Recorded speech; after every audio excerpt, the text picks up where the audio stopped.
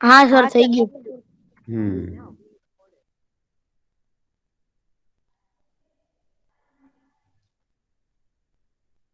બરાબર. તો આપણે જે છે એ આ વ્યંજનો અને વર્ણો એ શીખ્યા હતા. સ્વર વ્યંજન સોરી સ્વર કોને કહેવાય, વ્યંજન કોને કહેવાય, ઘોષ કયા છે, અઘોષ કયા છે, એ આપણે શીખી ગયા.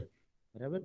એ ઉપરાંત આપણે જેવી રીતે જોયું ને કે અહીંયા ખાસ કરીને અભ્યાસ વખતે 33 જેટલા વ્યંજનો અને 13 જેટલા સ્વરોનો આપણે ધ્યાનમાં રાખવાના છે. 33 વ્યંજનો છે એની સંખ્યા પણ દરેકે ધ્યાન રાખવાની કે ભાઈ 33 વ્યંજન છે અને 13 સ્વર છે. આપણે આગળના ધોરણમાં ગયા હોય અથવા આપણને કોઈ તરત પ્રશ્ન પૂછે, જો આ પ્રશ્ન એવા છે કે જે સામાન્ય રીતે આપણને ખ્યાલમાં હોવા જોઈએ. બરાબર ને, એવું કઈ જરૂરી નથી કે આવો પ્રશ્ન આપણને એક્ઝામમાં જ પૂછાય. બરાબર. પણ આપણને તરત ખબર પડી જવી જોઈએ કે ભાઈ વ્યંજનો જે છે ને એની સંખ્યા 33 છે અને સ્વર જે છે એની સંખ્યા 13 છે. બરાબર. એ આપણને તરત જ ખ્યાલ આવી જવો જોઈએ. બરાબર. એટલે આપણને જે છે એ બધું એવી વસ્તુ છે કે જે આપણી જાણકારી માટે છે. બરાબર. કારણ કે આપણે કોષ્ટક શીખ્યા હોય, બધું આવડતું હોય, તમને કોઈ એમ પૂછે કે ભાઈ સ્વર કેટલા, તો તમને એ જ નો સ્વર કોને કહેવાય તમને ખબર હોય પણ સ્વર કેટલા એ ન ખબર હોય. બરાબર ને, તો એ અધૂરું કહેવાય. બરાબર. એટલે આપણને ખબર હોવી જોઈએ કે ભાઈ 13 સ્વર છે. બરાબર. અને વ્યંજન પૂછાય તો આપણને તરત ખબર પડી જવી જોઈએ કે 33 વ્યંજનો છે. બરાબર. એવી રીતે અહીંયા જેવી રીતે આપણે સ્વાધ્યાય જે છે એ સોલ્વ કર્યો તો સ્વાધ્યાયમાં આપણે નથી પડવું, આગળ વધીએ. વિભક્તિ પરિચય. ઓકે. વિભક્તિ પરિચયની અંદર જેવી રીતે આપણે શીખ્યા હતા એ પ્રમાણે કે કુલ 8 વિભક્તિ છે. 8મી વિભક્તિ સંબોધન વિભક્તિ છે. એટલે પહેલીથી માંડી અને 7 સુધી આપણે ખાસ ગણવાની. પહેલી વિભક્તિનો જનરલી જો કોઈ પ્રત્યય નથી લાગતો, જો દરેકને પ્રત્યય લાગેલો છે. કેવી રીતે? જો અહીંયા તમે જુઓ, અહીંયા હાથી ને, પછી હાથી વડે, માટે, માથી એવા બધા પ્રત્યય લાગેલા છે. પેલાની અંદર જુઓ કે પ્રત્યય નથી, ખાલી નામ જ છે. એક નામ. બરાબર ને? હા બોલો. સ્ક્રીન નથી દેખાતી. સ્ક્રીન નથી બતાતી? નહીં સર, નથી દેખાતી સર. ક્યારની વહી ગઈ સ્ક્રીન તો. ઓકે ઓકે ઓકે, એક મિનિટ.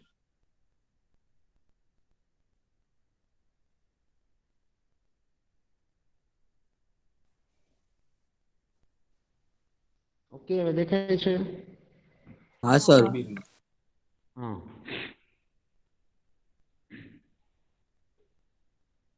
બરાબર. તો અહીંયા તમે જુઓ વિભક્તિ જે છે એ આપણને ખબર છે એ પ્રમાણે કે પ્રથમાથી માંડી અને કેટલી છે? 8 વિભક્તિ છે. બરાબર ને, સંબોધન સુધીની. એ તમે જાણો છો વિભક્તિની અંદર. બરાબર છે. તો 8 વિભક્તિ જે છે એના આપણે સમજીએ તો 8 વિભક્તિની અંદર આ બધા એના નામ છે: કર્તા, કર્મ, કરણ, સંપ્રદાન, અપાદાન, સંબંધ, અધિકરણ અને સંબોધન. એ 8 વિભક્તિના નામ થયા. એને આપણે પ્રથમા, દ્વિતીય, તૃતીય એવા શબ્દો પણ આપી શકીએ. બરાબર. હવે અહીંયા તમે જોઈ શકો છો પહેલી વિભક્તિ અને 8મી વિભક્તિ એ બંનેની અંદર તમે જુઓ છો. પહેલી વિભક્તિ પહેલા આપણે સમજીએ. પહેલી વિભક્તિ જે છે ને એને કોઈ પ્રત્યય ન લાગે. બરાબર. એ જેવું નામ છે એવું ને એવું નામ રે. અહીંયા જુઓ ને, વડે, માટે, માથી, બરાબર, નો, ની, નું, ના એવા બધા પ્રત્યયો લાગેલા છે. પણ પહેલી વિભક્તિમાં કોઈ પ્રત્યય લાગેલો નથી. બરાબર ને? એ જેમ આવે એમ જ આવે. દાખલા તરીકે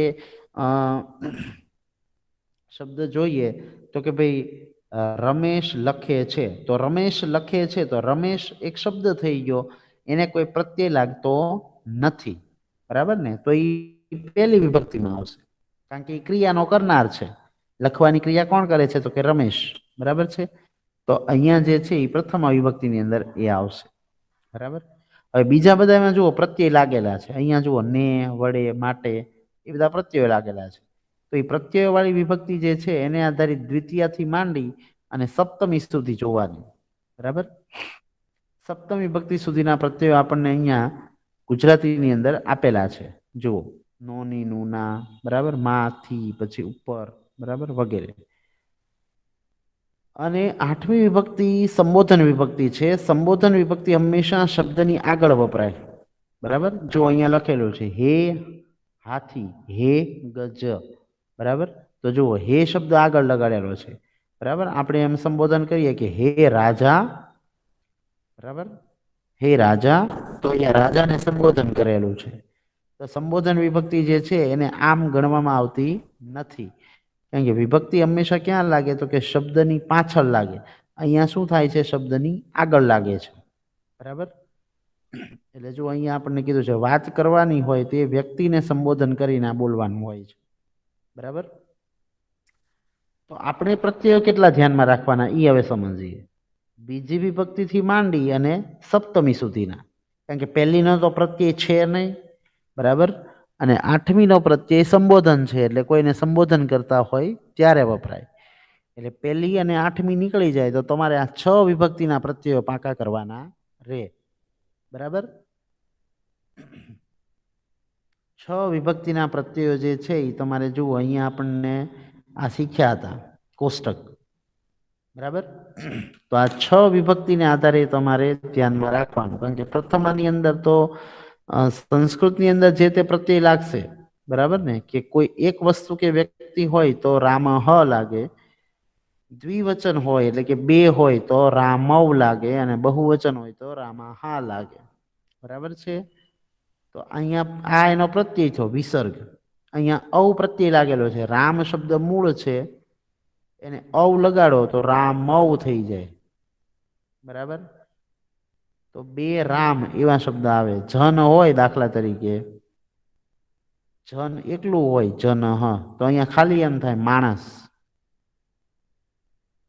અને જો શબ્દ એમ હોય જ નવ, તો કે બે માણસ. બે માણસની વાત કરવામાં આવી હોય ત્યાં જ નવ વપરાય. અને રામાહા છે તો એની જગ્યાએ જ ના હા હોય તો ઘણા બધા માણસો. બરાબર. અહીંયા આપણે જોઈએ બીજી વિભક્તિ. તો બીજી વિભક્તિની અંદર આપણે રામમ પ્રત્યય ઓળખાયો હતો, પછી રામવ શબ્દ, રામાન શબ્દ, આ બધા સંસ્કૃતના પ્રત્યયો છે. બરાબર. ગુજરાતીની અંદર એને આપણે જેવી રીતે જોઈએ તો અહીંયા ને પ્રત્યય લાગે છે, જેવી રીતે અહીંયા તમે જોશો આપણે હમણાં કોષ્ટક જોયું તો એની અંદર જુઓ આ બીજી વિભક્તિનો પ્રત્યય છે. અહીંયા દેખાય છે આ બીજી વિભક્તિ. બરાબર. તો તમે જુઓ છો મૂળ શબ્દ જે છે ને એને ને પ્રત્યય લાગે છે. બરાબર. હાથી ને એટલે ગુજરાતી પ્રત્યય કયો થયો? ને થયો. બરાબર. તો અહીંયા જે છે જ્યારે એક વચન હોય ત્યારે રામમ લગાડવાનું, દ્વિવચન હોય તો રામવ લગાડવાનું, અને બહુવચન હોય તો રામા ન લગાડવાનું. ચાલો મને કોણ ઓળખાવશે? એક શબ્દ હું અહીંયા લખું છું, તમારે ઓળખાવવાનો છે. બરાબર. જન્મ શબ્દ આપેલો છે, તો આનું વિભક્તિનું રૂપ શું થાય? એક વચન. હા, એક વચન ખરી, પણ આખું વિભક્તિનું રૂપ કેવી રીતે થશે? દ્વિતીય વિભક્તિ એક વચન. ઓકે. હવે આપણે અહીંયા જે છે કોષ્ટક કઈ લેતા હતા, દાખલા તરીકે જવાબ સાચો છે તમારો, પણ આખા પૂરા વાક્યની અંદર જવાબ દેવો હોય તો કેવી રીતે આપણે આપશું? જન્મ લગાડેલું છે. હા, ઓકે, સરસ.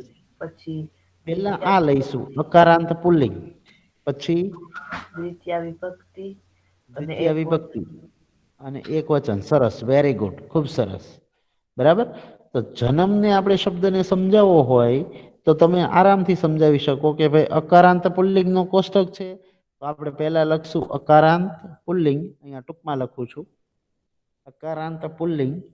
પછી અહીંયા તમે જુઓ છો મ પ્રત્યય જે છે ને અહીંયા જ લાગેલો છે દ્વિતીય વિભક્તિ એક વચનમાં. દ્વિતીય વિભક્તિ અને એક વચન, એટલે આપણે અહીંયા લખી નાખવાનું દ્વિતીય વિભક્તિ અને એક વચન. એટલે આ આપણો જવાબ કમ્પ્લીટ થઈ ગયો. બરાબર છે. તો આવી રીતે વિભક્તિ ઓળખાવાની હોય છે. વિભક્તિનું આ એક કોષ્ટક નથી, મેં તમને આની પહેલા પણ કીધું. વિભક્તિના આવા ઘણા બધા કોષ્ટકો તમારે આવશે, પણ હા 2 કે 3 એવા છે કે જે તમે પાકા કરી નાખો ને એટલે બધા એની જેવા જ હોય. ઈ જ હોય એવું નહીં, એની જેવા જ હોય, થોડો ઘણો ફેરફાર આવતો હોય. બરાબર. પછી આપણે આની અંદર જે છે અત્યારે ખાસ 8મા ધોરણની અંદર આપણે કઈ કઈ શીખવાની? જો અહીંયા ઘાટા અક્ષરે આપેલું છે, પ્રથમા, દ્વિતીયા અને ષષ્ઠી. એ જુઓ ઘાટા અક્ષરે છે. એ 3 વિભક્તિ જે છે ને એ તમારે ખાસ ધ્યાનમાં રાખવાની છે અત્યારે. બાકી બધી બીજી વિભક્તિ પણ તમારે આવશે, અને બીજી વિભક્તિમાંથી પણ આપણે પૂછશું. 9મા ધોરણની અંદર પણ તમારે આ બધું આવશે. બરાબર છે. અહીંયા દાખલા તરીકે એક શબ્દ છે તો એ આપણે શબ્દ લઈએ તો દાખલા તરીકે એક શબ્દ હોય કે જનયોહો, તો આને તમે કેમ ઓળખાવો પૂરા વાક્યમાં?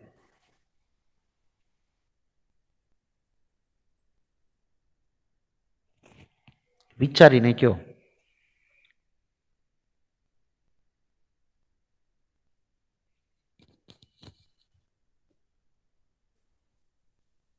જનયોહો શબ્દ છે, આને તમે કેમ ઓળખાવશો?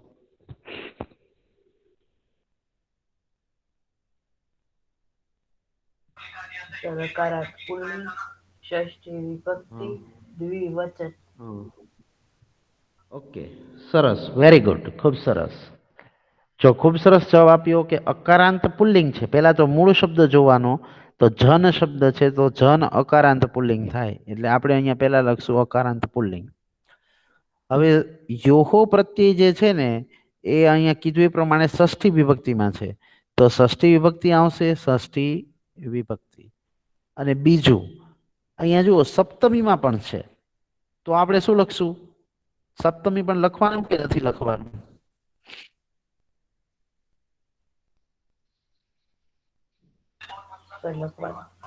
લખવાનું છે, બરાબર. તો આપણે બે વિભક્તિ આવતી હોય તો બે દર્શાવી દેવાની રહે, બરાબર. આપણને આવડતું હોય તો ભાઈ સપ્તમીમાં પણ તમને યાદ છે કે ભાઈ સપ્તમીમાં પણ આવે છે, ષષ્ઠી લખો તો સાચું જ પડે છે, બરાબર. પણ આપણને ખબર છે કે સપ્તમીમાં પણ આવે છે તો સપ્તમી વિભક્તિ પણ તમારે દર્શાવવી પડે. તો સપ્તમી વિભક્તિ અને દ્વિવચન, બરાબર છે, દ્વિવચન.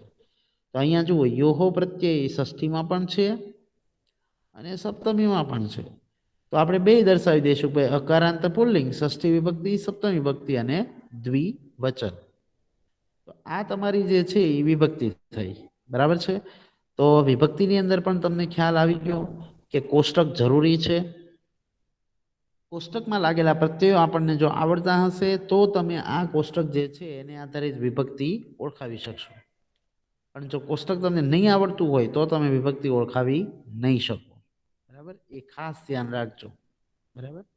વિભક્તિ આવડવી જરૂરી છે કારણ કે એની અંદર જે છે એ આપણે 2 થી 3 માર્કનું વ્યાકરણ હોય છે. સર એક્ઝામમાં ભાષાંતર પૂછાય? કઈ બેટા? આ પહેલી એક્ઝામમાં હમણાં છે એ 20 માર્કની. હા. ના, ભાષાંતર નથી બેટા. એમાં તો આપણે ખાલી 20 માર્કના એમસીક્યુ જ છે ને, બરાબર. એમાં તમારે 20 માર્ક્સના એમસીક્યુ જ છે, ડિસ્ક્રિપ્ટિવ નથી, પાર્ટ બી નથી, બરાબર. ખાલી તમારે એમસીક્યુ જ પૂછાવાના છે. ઓકે, તો વિભક્તિમાં હવે કોઈને કંઈ ડાઉટ ખરી? વિભક્તિમાં કાંઈ ન સમજાણું હોય, આપણે જે સમજાવ્યું ન સમજાણું હોય તો પૂછી લો.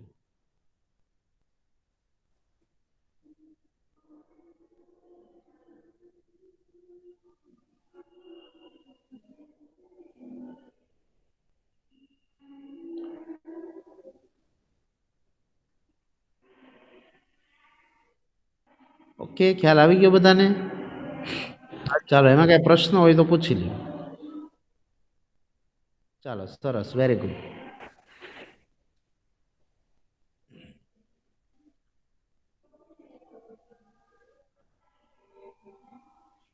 હવે આપણે જેવી રીતે શીખ્યા હતા સર્વનામ, બરાબર ને?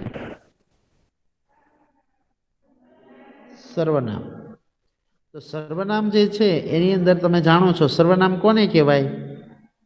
કોને ખબર છે?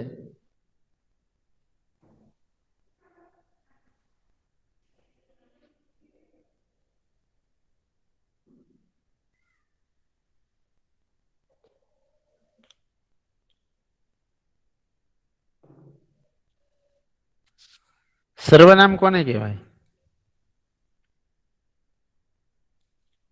આપણે કહેતા ને નામની જગ્યાએ, બરાબર ને, જે શબ્દ વપરાય એ શું છે? સર્વનામ, બરાબર. નામ, બરાબર. દાખલા તરીકે રાકેશ છે, પણ રાકેશની જગ્યાએ હું એમ બોલું કે હું, તો હું જે છે ને એ શું થઈ ગયું? સર્વનામ થઈ ગયું, બરાબર છે. હું એમ કહું કે તું, શું થઈ ગયું? સર્વનામ. હું, તું, તમે, અમે, તમે બધા, અમે બધા, બરાબર, તે, બરાબર છે, તેઓ, તો એ બધા શું છે? સર્વનામ છે. તો આપણે શીખ્યા હતા કે સર્વનામ જે છે એની અંદર અહીંયા જુઓ અસ્મત સર્વનામ આપણને આપેલું છે. અસ્મત શબ્દનો અર્થ થાય છે હું. હવે હું જે છે ને એના વિસ્તૃત રૂપ છે, એમાં આપણને 3 જ વિભક્તિ આપેલી છે, પ્રથમા, દ્વિતીય અને ષષ્ઠી. બધી વિભક્તિ ના આવે, પણ આપણે 3 વિભક્તિ જોવાની છે. એમાં ઉદાહરણ તરીકે પહેલું છે ઓલાની જેમ જ સેમ ટુ સેમ તમારે ઓળખાવાનું છે. તમને સર્વનામ પૂછેલું હોય તો તમારે ખાલી ઓળખાવાનું જ છે કે ભાઈ આને આ સર્વનામ જે છે એને આ વિભક્તિ લાગેલી છે. ઉદાહરણ તરીકે અહીંયા આપણને આપેલું છે અહમ. તો અહમ આપણને પૂછાણું હોય કે ભાઈ અહમ શબ્દ જે છે એનું સર્વનામનું રૂપ ઓળખાવો, બરાબર. તો અહમ આપેલું છે તો અસ્મત સર્વનામ, પ્રથમા વિભક્તિ અને એક વચન, બરાબર. પેલાની જેમ જ કોષ્ટક શેનું છે તો કે અસ્મત સર્વનામ. વિભક્તિ કઈ છે તો કે પ્રથમા, અને વચન કયું છે તો કે એક વચન. તો અસ્મત સર્વનામ, પ્રથમા વિભક્તિ, એક વચન, આટલું તમારે દર્શાવવાનું છે. એવી જ રીતે અહીંયા આવામ આપેલું છે. આવામની અંદર અસ્મત સર્વનામ, પ્રથમા વિભક્તિ અને દ્વિવચન. તો આવામ આપણને ઓળખાવાનું કીધું હોય કે ભાઈ આવામ શબ્દ જે છે એનું સર્વનામનું રૂપ ઓળખાવો, તો તમારે ઓળખાવાનું ભાઈ પ્રથમા વિભક્તિ અને દ્વિવચન, બરાબર. પેલાની જેમ જ છે, સેમ ટુ સેમ રીત ઈ જ છે, ખાલી શબ્દો ફરશે. હા, પણ આની અંદર જે છે ને ઓલામાં કેમ આપણે જનહ લીધું હતું રામમાં, આની અંદર શબ્દ નહીં બદલાય. આની અંદર શબ્દ કેવો રહેશે? એના એ જ રહેશે બધા, બરાબર. દાખલા તરીકે આવ્યો શબ્દ છે તો આવ્યો શબ્દ એમનામ જ રહેશે, એની જગ્યાએ બીજો કોઈ શબ્દ પ્રયોજાય નહીં, બીજા કોઈ શબ્દનો ઉપયોગ એમાં થઈ શકે નહીં, બરાબર ને. એ દરેકે ખાસ આની અંદર કાળજી લેવાની છે, બરાબર. એવી જ રીતે જુઓ અસ્મત છે, એવી જ રીતે યુસ્મત છે. અસ્મત શબ્દનો અર્થ થાય હું અને યુસ્મત શબ્દનો અર્થ થાય છે તું, બરાબર. તો આની અંદર પણ વિભક્તિ લાગે છે. દાખલા તરીકે આપણે એમ બોલીએ ને કે તારા માટે, તો માટે પ્રત્યે જે છે એ શું છે? એની વિભક્તિ છે, બરાબર. પછી તારાથી, તારા વડે, તારા માટે, બરાબર. મારા માટે, અમારા માટે, અમારા બંને માટે, બરાબર. તો બંને માટે, થી, વડે, દ્વારા, એ બધી શું છે તો કે વિભક્તિ છે. એવી જ રીતે અહીંયા યુસ્મત સર્વનામ જે છે એની અંદર પ્રથમા, દ્વિતીય અને ષષ્ઠી એમ 3 વિભક્તિ આપણને આપેલી છે, બરાબર.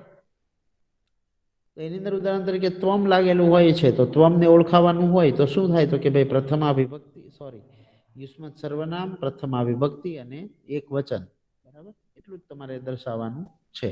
એટલે સર્વનામ પણ તમારે આરામથી સોલ્વ થઈ જાય, બરાબર. ઓકે, આપણે હવે સમય થઈ ગયો છે, બરાબર. સર્વનામ જે છે એના કોષ્ટક, વિભક્તિના કોષ્ટક અને જે કાળના રૂપો છે, જે આપણે ક્રિયાપદના રૂપો પણ કહીએ છીએ, બરાબર ને. આ મી વ મ વાળા, બરાબર. આ પણ આપણને એક્ઝામની અંદર પૂછાય છે. તો આ 3 બાબત જે છે એ દરેક સોલ્વ કરજો, વાંચજો અને ન સમજાય તો પૂછજો, બરાબર છે. તો 3 કોષ્ટક જે છે એ પાકા કરજો. વર્તમાનકાળ પરસ્મય પદનું અને વિભક્તિનું કોષ્ટક અને સર્વનામના કોષ્ટક, બરાબર. એને આધારિત આપણે પરીક્ષાની અંદર પણ પૂછવાના છીએ, બરાબર. અને તમારે આગળ પણ એ આવતું રહેશે. તો આજનું આપણે અહીંયા સુધી રાખીએ. હોમવર્કની અંદર તમારે જે છે આ વ્યાકરણ બધું સોલ્વ કરવાનું છે. હોમવર્કની અંદર વ્યાકરણ લખીને નહીં પણ વાંચીને કોષ્ટક બરાબર સમજજો, સોલ્વ કરજો. બાકી અત્યારે લખવાનું કે બીજું કઈ ડિટેલ આપતા નથી, બરાબર. ઓકે, તો આજે આપણે અહીંયા સુધી રાખીએ, બરાબર. સમજાય છે ને દરેકને વિભક્તિની બધું?